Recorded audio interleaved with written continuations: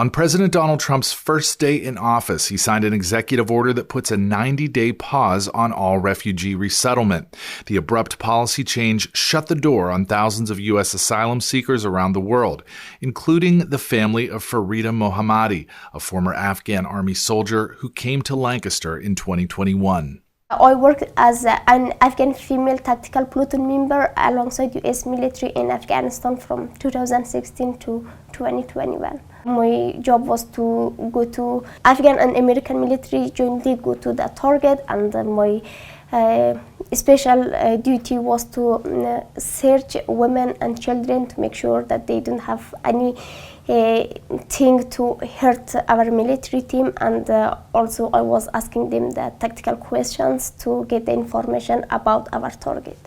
As the U.S. withdrew from Afghanistan in 2021, the Taliban quickly took over, and Farida was granted a special immigrant visa to relocate to the U.S.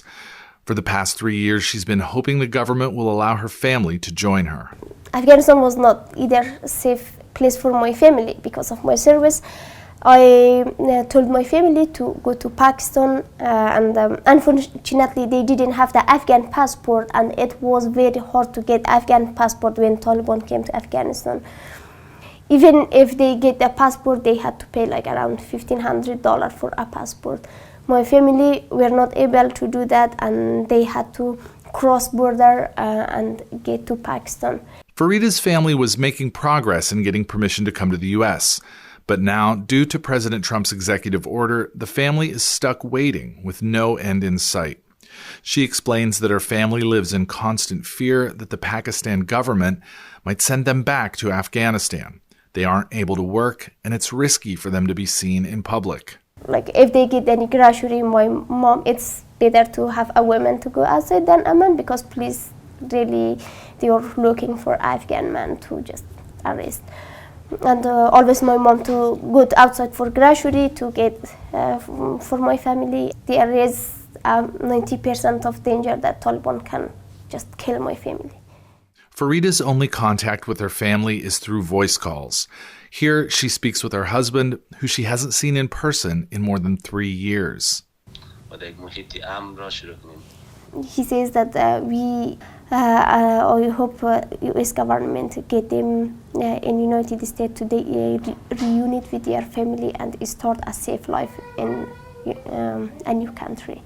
Mentally, I'm not really in good condition. I told you that I have nightmare that Taliban shoot to my parents. I had that nightmare for several years since I came from Afghanistan. I'm always thinking about my family, but there was a small hope that maybe I can get my family in the United States, and I filed a welcome corps application for them. One Lancaster refugee resettlement volunteer, Lynn Dawson, notes that the federal government can make exceptions to grant asylum to refugees. And so, like many others in her situation, Farida hopes that something will change and that her family will be granted asylum. For Lancaster Online, I'm Brett Schultes.